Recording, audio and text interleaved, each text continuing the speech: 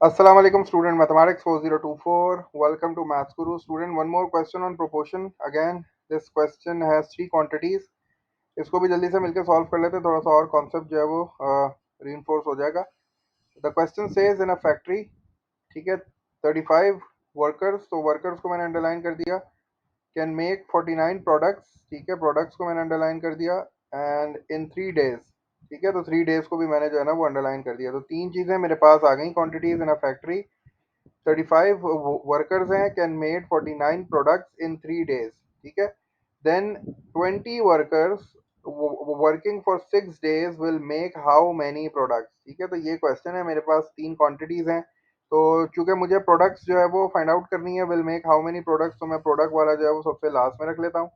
सही है. उसके बाद मेरे पास जो है वो वर्कर्स सबसे पहले हैं, तो मैंने डब्लू को पहले लिख दिया, and then I have days, तो मैंने डेज को जो है वो बीच में रख दिया. अब जल्दी से इनको फिल करना शुरू करता हूँ, ठीक है. तो मेरे पास जो है वो 35 हैं वर्कर्स, तो मैंने 35 लिख दिया वर्कर्स के नीचे. देन आई हैव 49 प्रोडक्ट्स, तो 49 प्रोडक्ट्स मैंने प्रोडक्ट्स के नीचे जो है वो 49 लिख दिया, and then the days are 3, तो मैंने डेज के नीचे जो है ना वो 3 लिख दिया. ये फर्स्ट रॉ तो कंप्लीट हो गई. सेकंड रॉ में कह रहा है देन 20 वर्कर्स, तो 20 वर्कर्स हो गए मेरे पास अब, और उनके बारे में कह रहा है कि वो कितना जो है वो दिन काम कर रहे हैं. They are working for 6 days, तो यहाँ 6 आ गया. और फिर मुझे पता लगाना है कि भाई कितना प्रोडक्ट जो है ना वो जो है वो बन रहा है. तो ये एक्स आ गया नीचे. सही है. सबसे पहले जो है वो एरो लगा दिया मैंने नीचे, क्योंकि एक्स की साइड पे हमेशा डाउनवर्ड एरो आ जाता है. एक्स की साइड पे एरो हेड आ गया. अब now I have to compare products with days and then products with workers. मैं देखता हूँ कि भाई क्या रिलेशन है. बारी बारी पहले क्वेश्चन को थोड़ा सा अंडरस्टैंड कर लो कि इन अ फैक्ट्री, फैक्ट्री में जो है वो 35 वर्कर्स काम कर रहे हैं, और वो 35 वर्कर्स जो हैं वो 3 दिन काम करते हैं. 3 दिन काम करके जो है ना वो 49 प्रोडक्ट्स बना रहे हैं. मुझसे ये कह रहा है कि अगर मेरे पास 20 वर्कर्स हैं और वो 6 दिन अगर काम करें, तो मुझे बताओ कि कितने प्रोडक्ट्स जो है ना वो बनेंगे. तो अब ये देखो कि भाई अगर मैं प्रोडक्ट और डेज की बात कर रहा हूँ, तो प्रोडक्ट जितने डेज मेरे बढ़ते जा रहे हैं, ठीक है, जैसे मैं अपने डेज बढ़ाता रहूंगा तो मेरा प्रोडक्ट भी जो है ना वो बढ़ता रहेगा, क्योंकि यहाँ उसने देखो ये चीज़ ही बताई है कि 3 दिन अगर काम हो रहा है तो 49 प्रोडक्ट्स बन रहे हैं.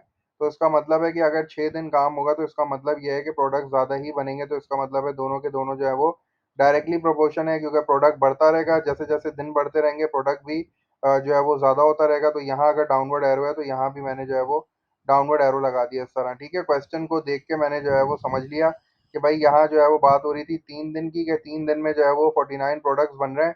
तो अगर मैं दिन बढ़ा दूंगा, मैं 6 डेज कर दूंगा, तो मेरे पास जो है वो प्रोडक्ट्स भी जो है वो बढ़ जाएंगे. तो इसीलिए मैंने जो है वो दोनों पे डाउनवर्ड एरो लगा दिया. अब है वर्कर्स की बारी. वर्कर के लिए जो है मैं वर्कर और प्रोडक्ट देखूंगा. वो ये कह रहा है कि 35 वर्कर्स अगर काम कर रहे हैं तो वो 49 प्रोडक्ट्स बना रहे हैं.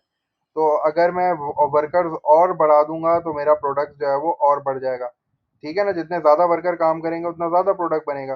तो इसका मतलब है कि ये भी जो है ना वो डायरेक्ट प्रोपोर्शन है. तो यहाँ तीनों पे जो है ना वो सेम एरो आ रहा है नीचे की तरफ. तो हमने जो है ना वो आइडेंटिफाई कर लिया है कि भाई ये जो है वो हमारे एरोज हो गए. अब जल्दी से जो है ना वो अपना जो मेथड है वो करते हैं. इक्वल्स टू यहाँ पे आ जाएगा. ठीक है. डाउनवर्ड जो एरो हेड होता है वो न्यूमरेटर होता है, तो इसका मतलब है this will be x upon 49. तो ये एक्स अपॉन 49 हो गया.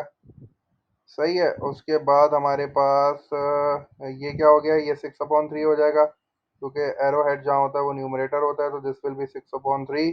और फिर यहाँ मल्टीप्लाई का साइन आ जाएगा. मल्टीप्लाई के बाद दोबारा इधर ये हो जाएगा 20/35. अब बस इनको सिंप्लीफाई करना है. जल्दी से सिंप्लीफाई कर लेता हूँ, उसके बाद देखता हूँ कि what is the number of products.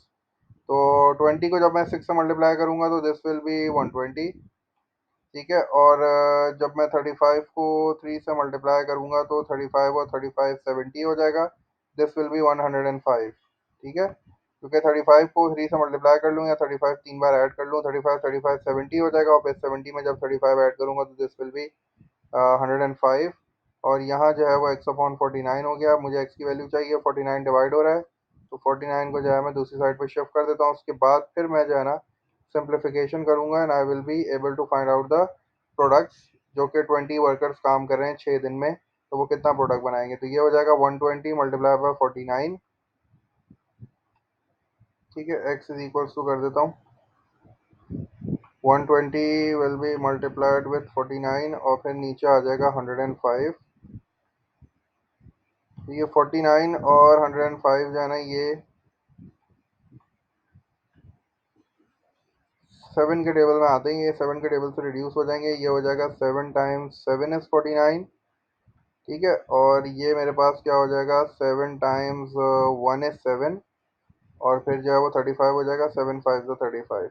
सही है।